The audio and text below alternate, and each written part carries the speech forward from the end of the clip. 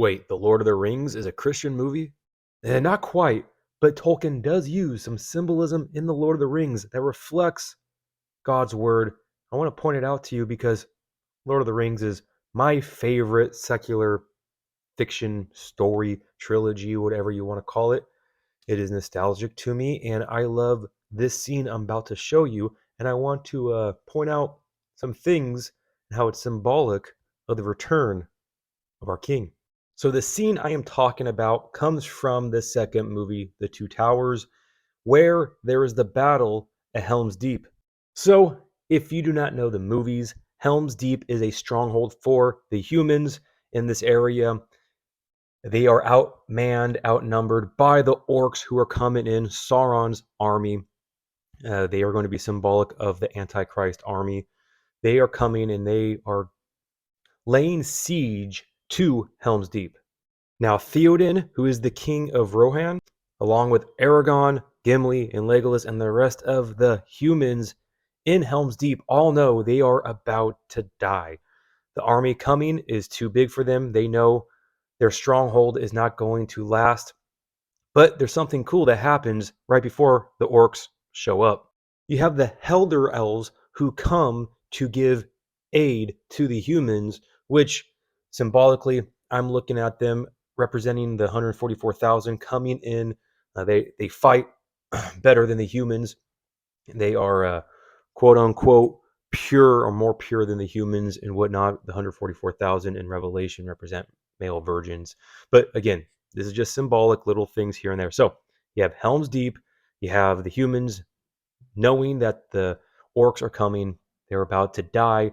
You have this group of people, these pure elves coming to give help during this battle. With that, I'm going to play the clip and then talk about it after. I hope you enjoy.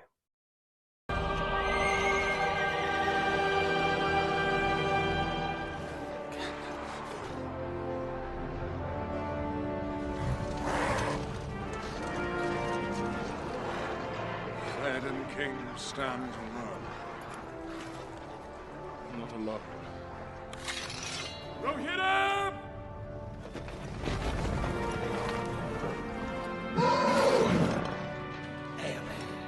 For the king!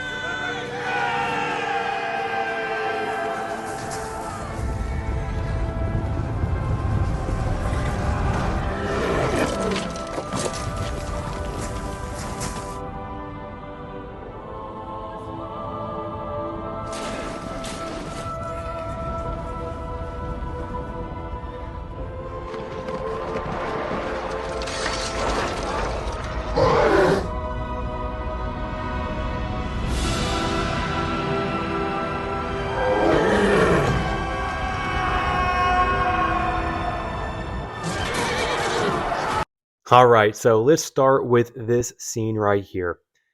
This is obviously Gandalf the White. Now, before I dive into this, we need to understand, if you have not seen or read the books, Gandalf the White was not always Gandalf the White. He was first Gandalf the Grey. And the way he became Gandalf the White was his battle with Balrog.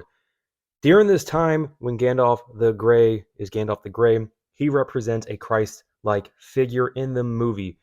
He was the suffering servant per se during this time. He wasn't as strong, but he was wise. He would teach, but he was sacrificial here during this scene in the Fellowship of the Ring, the first movie. They thought he died, but he did not. He resurrected per se, right? Again, it's all symbolic. Just trying to point out little things that Tolkien was using that I'm picking up. You don't have to see it if you don't want to believe it. But again, Gandalf is representing the suffering servant here as Gandalf the Grey. He battles Balrog, which represents evil or Satan. He is victorious, he wins, and then he resurrects or he comes back as Gandalf the White. So now with Gandalf the White on a white horse in the clouds, again, the symbolism here is representing Revelation 19 when Jesus comes to fight the armies of the Antichrist in the clouds. And guess who's behind Gandalf? His army, the army of Rohan, which would represent Jesus and his holy ones, his saints, his army coming behind him to take out the armies of the Antichrist. You have this shot right here coming down upon Sauron's army, which again represents Jesus with the heavenly host coming out of heaven down upon the earth to destroy the Antichrist and his army. And you have this scene right here with Gandalf coming down, which then represents Jesus coming with the sword out of his mouth and slays the enemy. This again represents the light and the good from Gandalf slash Jesus, right? The symbolism here against the darkness, the enemy of evil, the orcs, the Antichrist armies, and Gandalf and the armies of Rohan, which represents the heavenly host, destroy Sauron's army. So I personally love this scene. It's not perfect because Lord of the Rings is not a Christian movie, but Tolkien grabs elements from the Bible and places it in his fictional story. And there's symbolism everywhere that reflects parts of the Bible throughout the entire story of Lord of the Rings. You have Aragorn, who represents another Christ-like figure. He is the return of the king. He comes to then deliver mankind. You have the idea of Gollum representing the sinful flesh and the corruption of the flesh, and then Smeagol, the duality there, Smeagol's purity, right? And then Gollum's corruption and sin. There's a lot in this movie to deconstruct, but I wanted to point out this scene because I just really love it. I really enjoy it.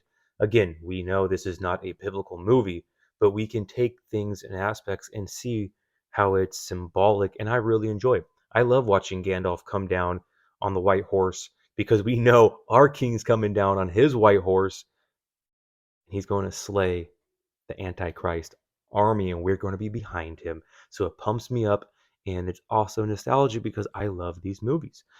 With that, guys, I hope you enjoyed this little TikTok video. God bless, guys. I love you all so much. And remember, the just shall live by faith.